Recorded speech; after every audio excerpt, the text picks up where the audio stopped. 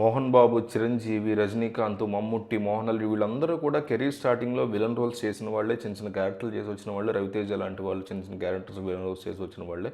కానీ స్టార్డమ్ వచ్చిన తర్వాత ఎస్పెషల్లీ ఇంత వయసులో కూడా విలన్ క్యారెక్టర్లు చేయడం అంటే అది కేవలం మమ్ముట్టికే సాధ్యం.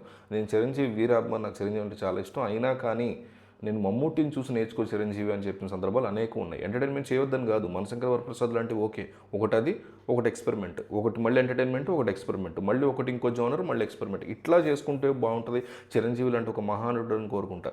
అట్లాంటిది కలం కవలు చూసిన తర్వాత ఇంకా ఆ కోరిక పెరిగింది నాకు, చిరంజీవి ఇలాంటి సినిమాల్లో కదా పడాలి, ఇలాంటి క్యారెక్టర్లు కదా పడాలి అనే ఫీలింగ్ వచ్చింది. సీరియల్ కిల్లర్లోని నిజంగా చిత కొట్టేశాడని చెప్పుకోవచ్చు. ఎందుకంటే ఫిలిం మేకర్స్ ఆయన ఒప్పుకున్నాడు అనే సంతోషంతోనే స్క్రిప్ట్ రాస్తూ ఊహించుకుంటారు మమ్ముట్టిని ఈ సినిమాకి సంబంధించి ఎంత అప్రిషియేట్ చేసినా తక్కువే. ఆయన యాక్టింగ్ అయితే ఎరగదీశాడు. కానీ సినిమా కాస్తంత డౌన్ ఉంది, అంటే చాలా వరకు నాకు నచ్చలేదు. బట్ యాక్టింగ్ పరంగా ఈ సినిమాని ఎంచుకోవడం అంటే two different things.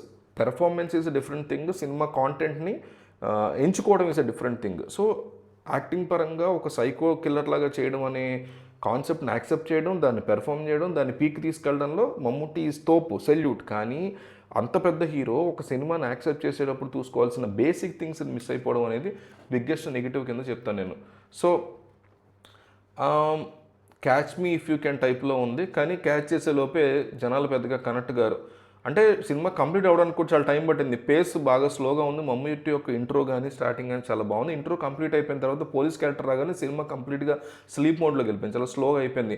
Mammootty screen మీద ఉన్నాడు అనుకో, యాక్టింగ్ కానీ ఆ పెర్ఫార్మెన్స్ కానీ అబ్బా ఏం చేస్తున్నాడు యాజ్ సైకో కిల్లర్ అనిపిస్తుంది. కానీ మిగతా కథ విషయానికి వస్తే క్యారెక్టరైజేషన్ ఏమీ లేవు మళ్ళీ. సో మిగతా ఇన్వెస్టిగేషన్ని అంటే ఒక మంచి ఇన్వెస్టిగేటివ్ థ్రిల్లర్ పెట్టి దాంట్లో మమ్ముట్టి పెర్ఫార్మెన్స్ ఉంటే నెక్స్ట్ లెవెల్కి వెళ్తుంది మహారాజా టైప్లో. కానీ మహారాజా ఉంది కదా మనోడిది, విజయ్ సేతుపతి, ఆ టైప్లో ఉంటే బాగుండేది. కానీ అట్లా కాకుండా కథ చాలా స్లోగా వెళ్ళటం, స్లోగా వెళ్ళినా పర్వాలేదు, slow burners are also okay, but పాయింట్లెస్గా స్లోగా వెళ్ళటం. అదే ప్లేస్లో మమ్ముట్టి వచ్చి అంత పెర్ఫామ్ చేసరికి పెర్ఫార్మెన్స్ని అట్లా నోరల్లో పెట్టుకుని చూస్తాం, కానీ కథ ఇన్వెస్టిగేషన్ విషయానికి వచ్చేసరికి నీరసపడిపోతాం. అట్లా సంబంధం లేకుండా తీసుకెళ్ళాడు అనమాట.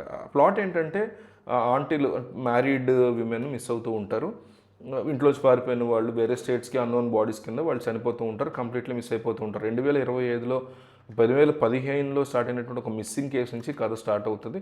2025 వరకు ప్రజెంట్కి ఎట్లా జరిగింది అనేది ఒక కథ బేసిక్గా. సో స్క్రిప్ట్ చాలా బోరింగ్గా ఉందని చెప్పుకోవచ్చు. ల్యాగ్ సంగతి పక్కన పెడితే అంటే క్రైమ్ ఇన్వెస్టిగేషన్ విషయం చూపించడమే చాలా స్లోగా తీసుకెళ్ళి ఎక్సైట్ చేయకుండా, ఓల్డ్ ఏజ్ పర్సన్ 1 వీక్ తిరిగాడు, చాలామంది అతన్ని ఇష్టపడ్డారు, ఇట్లా అర్థం అనేటువంటి పాయింట్ని తీసుకెళ్లారు.